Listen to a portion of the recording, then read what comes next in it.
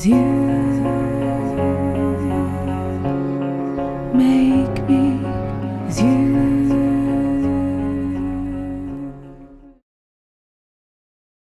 Hi, I'm Emmanuella Grace. I'm a voice coach that's based in Melbourne. And I've done a few tips for you on how to find your voice for Australian musician. Check out the videos, and if you have any questions, feel free to post. Warming up's a really standard part of performance and singing, and everyone is aware that they need to warm up, but maybe not necessarily aware of why. And the reason we warm up is that singing is a physical activity, and like any physical activity, there are muscles and sinew and movable parts involved. And if you were an athlete, you'd think nothing of warming up to prepare yourself for that physical activity. As singers, we also need to prepare our bodies for a physical activity. Things like belting are a high velocity, high impact sport on a very small part of the body. The thing to consider when you're warming up is, what does each warm up do? Where are you going with this? And what purpose will it serve? So, for example, there's no point in just singing a bunch of notes. It might help you, much as, doing a few random squats or running up the stairs might warm you up. But if you focus your warm up on particular things, they will have a particular result.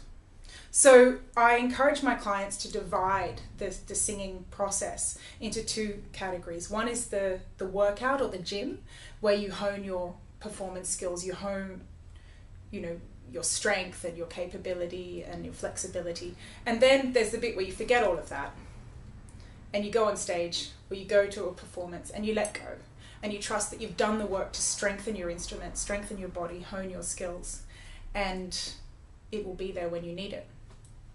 So 2 warm-ups that I recommend that are appropriate for basically any situation is, one, holding a note for as long as you can.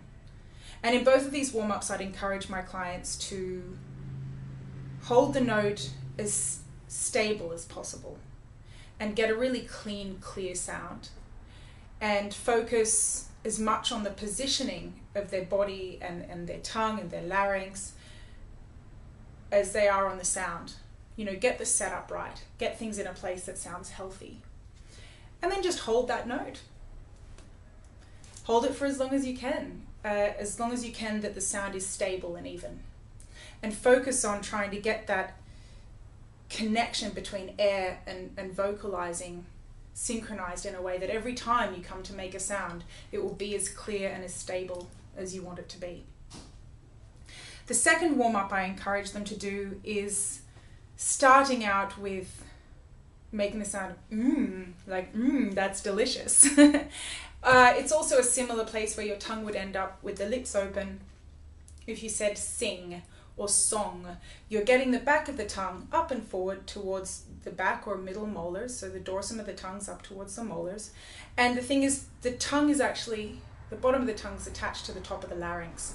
So if we get the tongue up and forward and kind of moving freely, we're creating a nice movable space in here where there's less tension. And so from the position, just move into your vowels, where the middle and front of the tongue will articulate that sound and the back of the tongue will be in a nice, comfortable position. So, nye, nyi, nyai, nyo, nyu. Then hold it like you would the other one. Hold that note. Nye, nyi, nyai, nyo, nyu. And move through that series of moving through the back of the tongue up and forward and the middle and front of the tongue articulating a vowel. Then move up and down the scale and focus on getting a clean sound, an even sound, and having it consistent throughout the exercise.